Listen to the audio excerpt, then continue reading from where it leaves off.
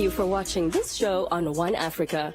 Because you are part of our One family, your voice is very important to us. Please take a moment to rate this show by scanning the QR code on your screen now, and you can stand a chance to win fantastic prizes every month. T's and C's apply.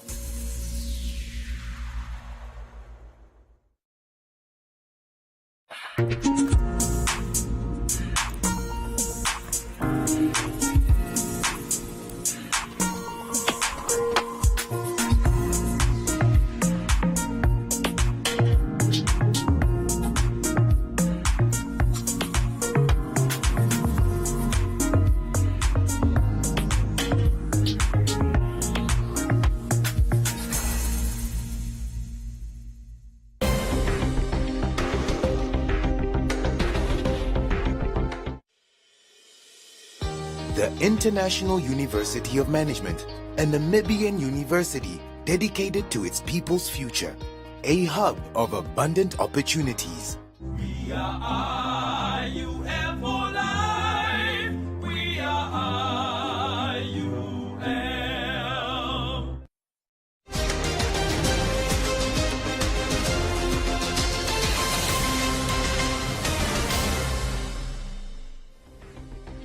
Welcome to this evening's edition of News on One. In the headlines, we reached unemployment crisis levels long ago, says Ina Hengari.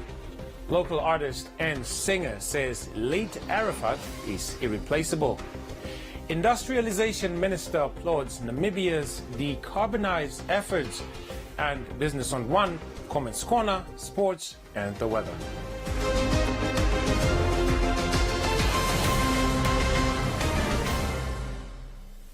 Leading the bulletin, 27-year-old Ina Hengari, who is among the youngest members of parliament, said fellow young people should make sure that the type of leadership they vote into power is capable of creating employment and bringing about economic development. Hengari, a member of the Popular Democratic Movement, who tabled a motion on youth unemployment in parliament in 2021, stated that the majority of those hit by joblessness are rural youth who, in some instances, migrate to the city in search of a better livelihood. According to Hengari, the country reached an unemployment crisis level long ago. Hengari, whose motion on youth unemployment enjoyed general support in Parliament, noted that it is enough with unemployment themes and that it is time for action that will translate in positive results for young people. Hengari's sentiments come after over 2,000 young people turned up last week at the Temperature Restaurant and Lounge for 16 job interviews. In January this year, the Namibian Correctional Service also shortlisted a total of 15,867 candidates for 200 positions. Hengari indicated that after tabling the motion in Parliament, she held a campaign talking to young people regarding employment. She said the biggest finding was that young people are not reluctant to work. There is an intent and political will for them to get involved and actively contribute to the Namibian GDP, she added. What we found is that some people who graduated even with a business degree, for example, or a qualification in computer sciences, you'd find them behind the till at a petrol or at a gas station. You would find them, as a security officer or as a security guard.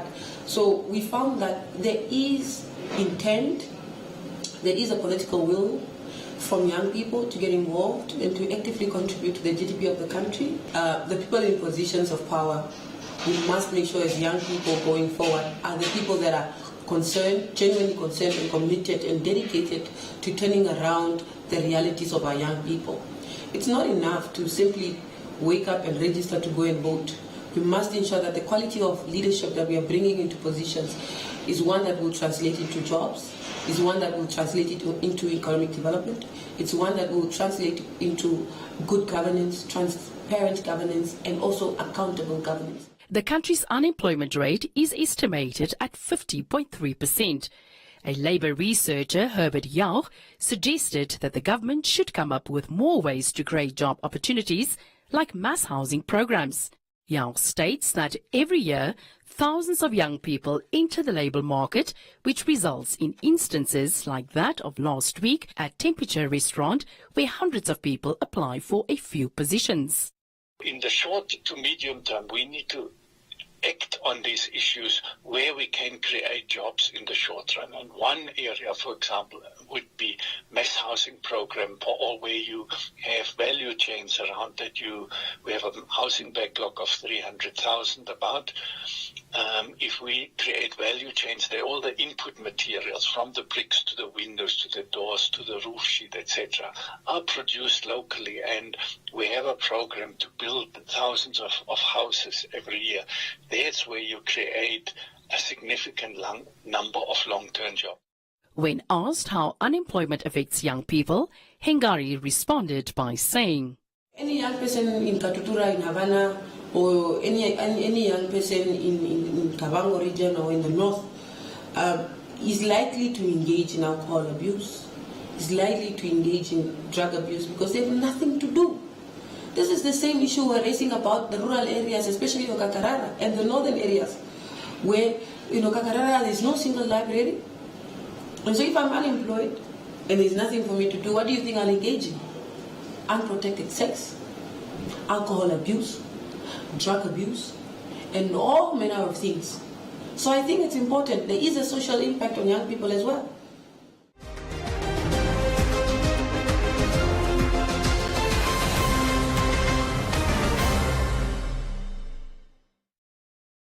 Swipe on it and win!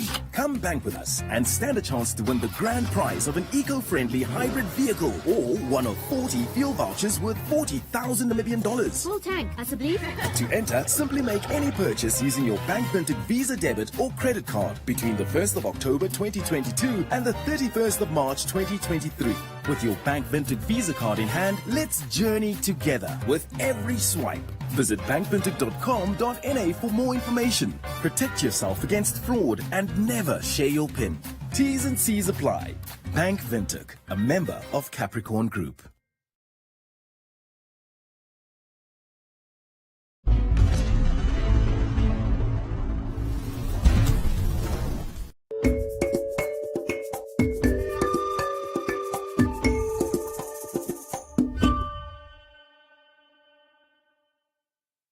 Award-winning Anastasia Linus, known as Ann Singer, stated that the late Arafat is irreplaceable and the industry has lost a producer who had a unique touch when it comes to music. The 40-year-old musician and producer, Arafat Uwahorekwa Muhure, passed away in his apartment in Windhoek following a short illness.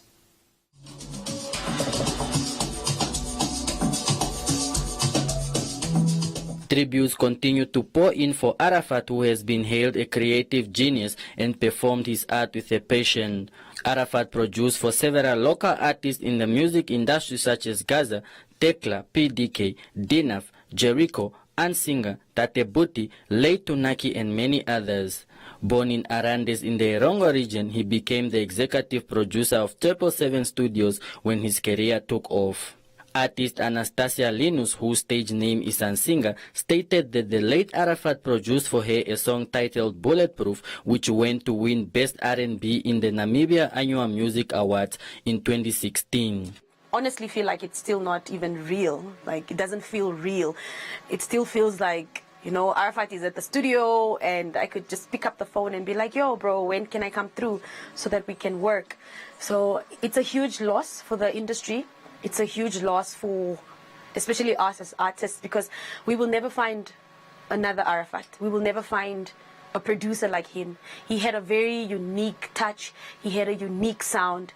He had a unique experience when it comes to music.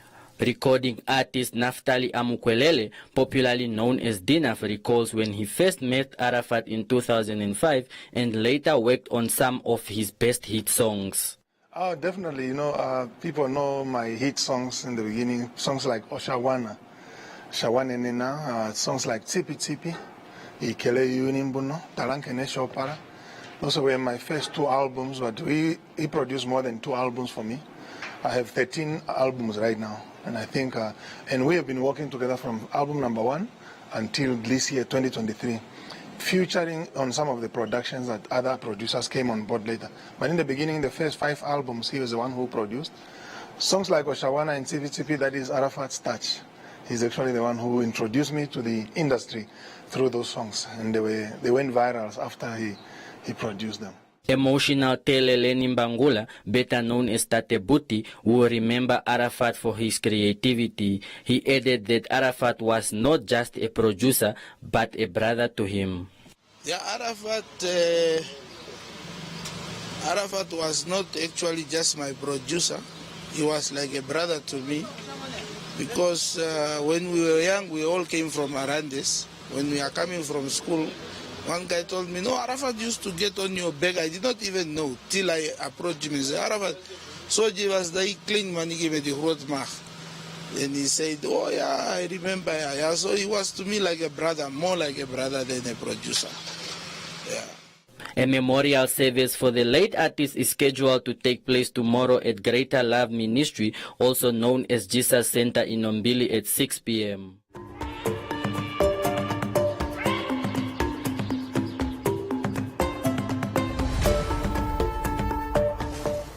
The Minister of Industrialization and Trade expressed gratitude to the Heat Ventilation and Cooling Association of Namibia for committing to create awareness on the use of refrigerants that emit dangerous greenhouse gases. Lucia Ipumbu, the Minister of Industrialization, stated that refrigeration and cooling technicians need to be trained on identifying safe handling and disposal of ozone-depleting gases in the RAC sector. Ipumbu gave the keynote address at the Decarbonizing Namibia conference in Windhoek yesterday. She explained that with HVAC's help and the support of the Ministry of Environment, Forestry and Tourism, Namibia aims to decrease its carbon emission by 0.6% by the year 2026. I am glad to see all of us stepping up and working with various stakeholders, that's now including the ministries and the private sector, as a responsible sectoral representative for the implementation and the reinforcement of the agreed measures. It's our collective responsibilities, and it should remain as such, and all of us should work hand in hand. If we foster that collaboration, I am sure someday the decarbonization to energy and efficient and climate-friendly technologies and gases will be possible and will be a realization of our lifetime.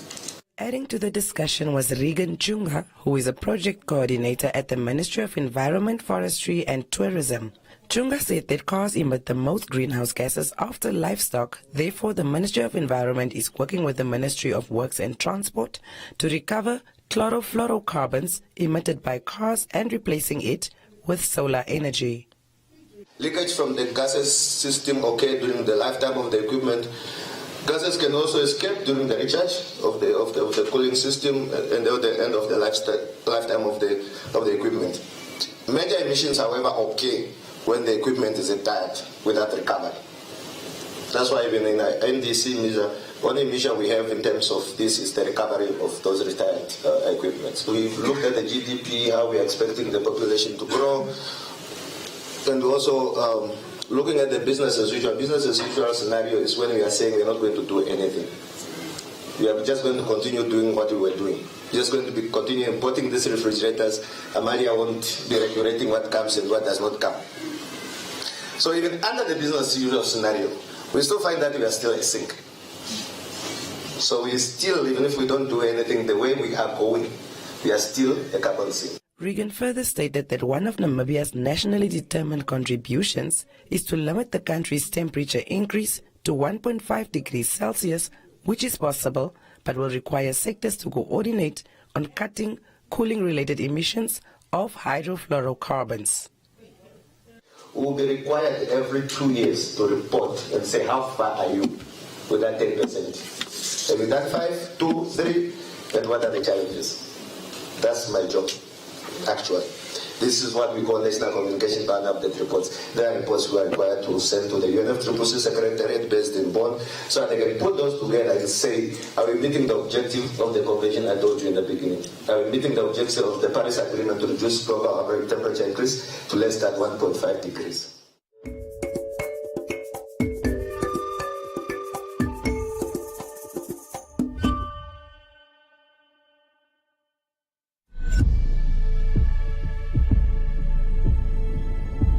At Spar, we worked hard to get you low prices on great products every day.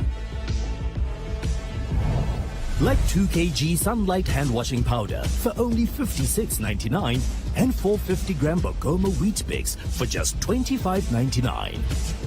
It's low prices for you every day at Spar.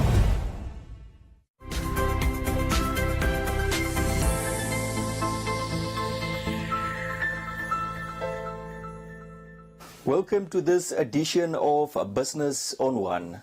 The Procurement Policy Unit under the Ministry of Finance is facing capacity constraints which hinders them from carrying out investigations on controversial matters related to procurement in the public sector.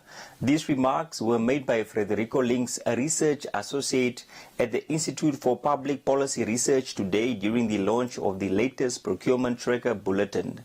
The head of the PPP unit, Francois Brandt, was also in attendance, and he was in agreement with the recommendation of broadening its powers and enforcing regulations.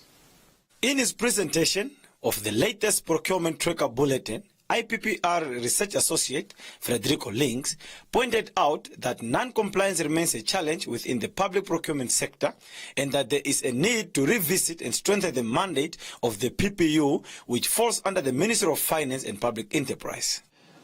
So this is really, the backdrop where we have these serious and very disturbing occurrences on the public procurement landscape, and we have a unit that is on paper supposed to be mandated to be able to investigate these sorts of occurrences, but due to capacity constraints. And these are long in coming and long-term capacity constraints, is not able to respond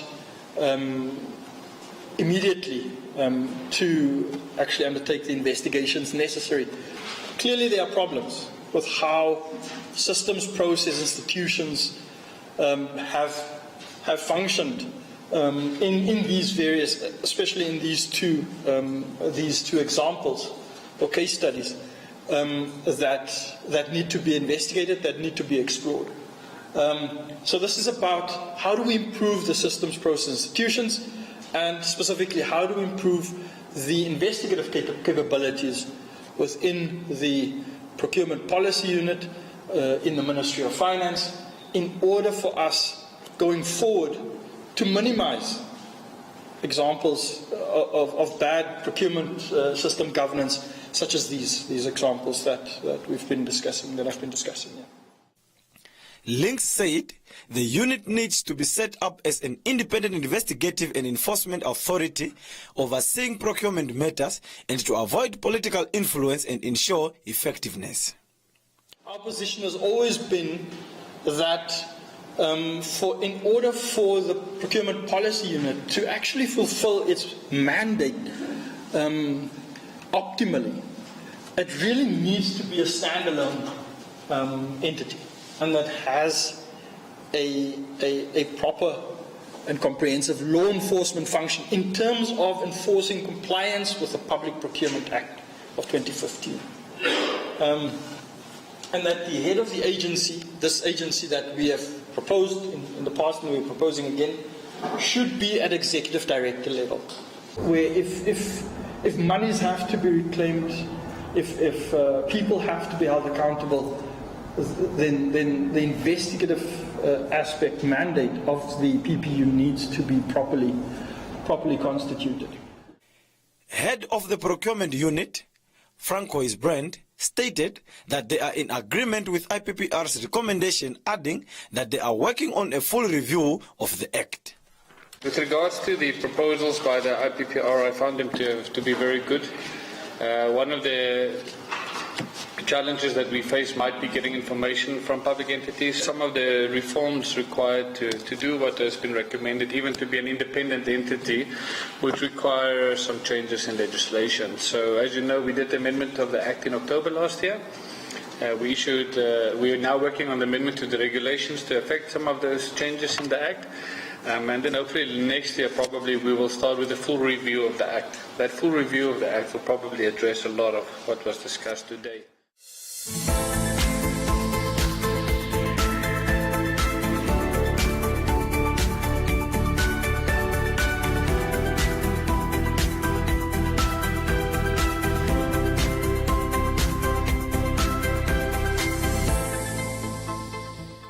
And that is all we have for you. Be sure to catch us again tomorrow for another edition of Business on One.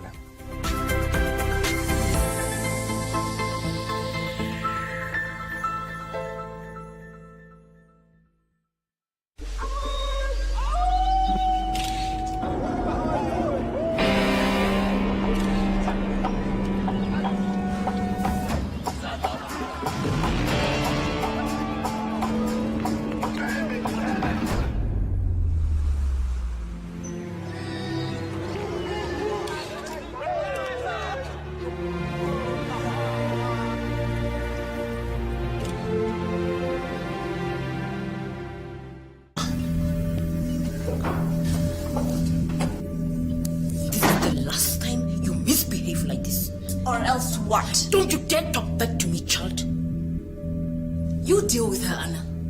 I'm tired of dealing with the spoiled brat. I'm done. I should be.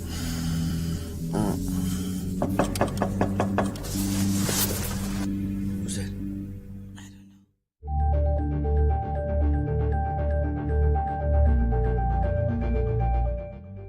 Just 2 weeks ago, a 31-year-old woman from Windhoek Sokahanya Park informal settlement set up a home shop to support herself and her 2 younger children.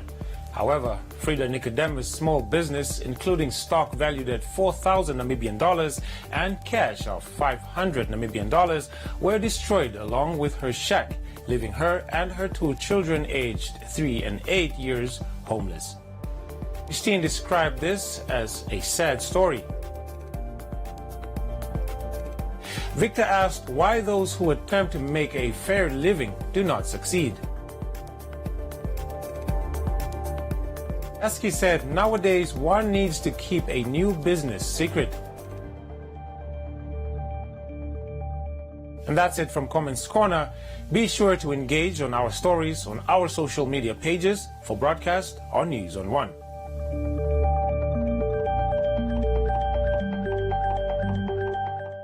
This is the drink Dale had when he tried bonding with his future father-in-law. I'm gonna go get some wood. This is Dale finding a cliff. This is Dale's new look. This is Dale finding bees, making his way up a cliff. This is a dart. Dale? Welcome to the family, Dale Dobbs, where great stories start. Not for persons under the age of 18.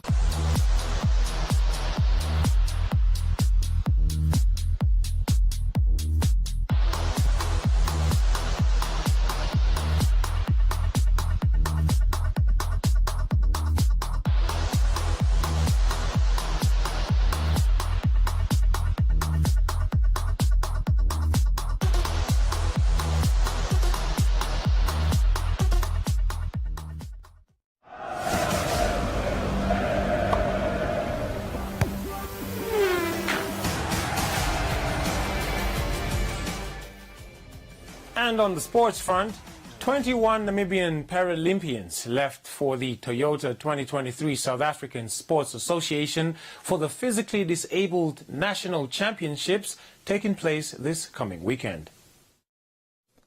The Namibian National Paralympic Committee sent off the Paralympic national team today in Windhoek for the Toyota 2023 South African Sports Association for the Physically Disabled National Championship starting on Sunday.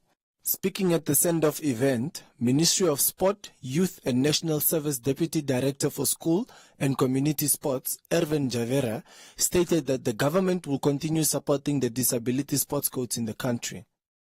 The Namibian government, in particular the Ministry of Sport, is therefore dedicated to oversee and to make a priority for sport for people with disability throughout Namibia. Is moving forward with its full potential. The commitment from the government will be there, and we are committed to support all the endeavors of all the people with disability or impairment, as you try to correctly pronounce it. In addition, Javera stated that the para team has demonstrated excellent performance at last year's Commonwealth Games in Birmingham, and therefore they stand a better chance of winning in South Africa this coming weekend. The momentum gained by parasport in Namibia is truly outstanding. And on a regular basis throughout the year, the magnificence of the great sector of the Namibian sport family is clearly for all to see. And that is the Paralympic athletes here today. These sports feats of excellence are demonstrated through the success at the Commonwealth Games in Birmingham in July 2022. Further extrapolated by the record tally of medals from Marrakesh in Morocco, all these led to the placement of many of our athletes in excellent positions on the international rankings. Paralympic swimmer Matthew Sangula told Sport on One that he is excited to take part in the championships and has plans to participate in more national organized Paralympic swimming competitions. My name is Matthew Sangula. I'm a S6 Namibian Paralympic swimmer. Yes, I'm feeling great of going to SISAPD Nationals just to compete there. And great work on my swimming time, so I qualify for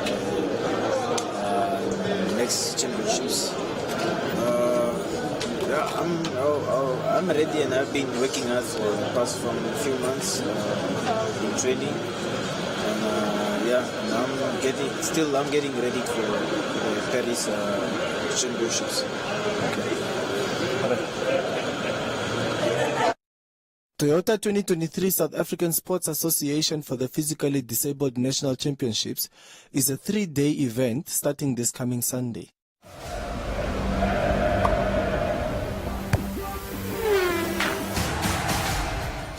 That's all the sports news we had for you. Up next is tomorrow's weather forecast.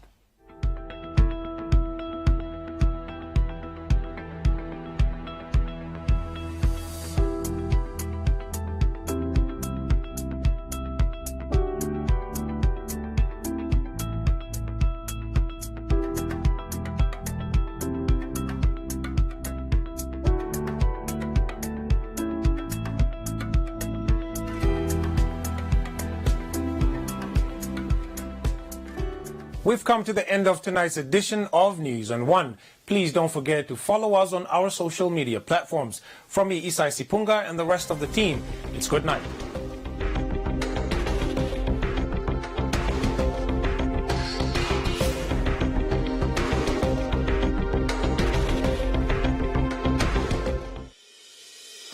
The International University of Management, a Namibian university dedicated to its people's future. A hub of abundant opportunities. We are IUM for life. We are IUM.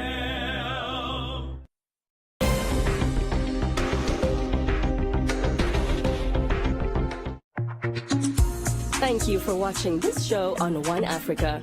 Because you are part of our One family, your voice is very important to us.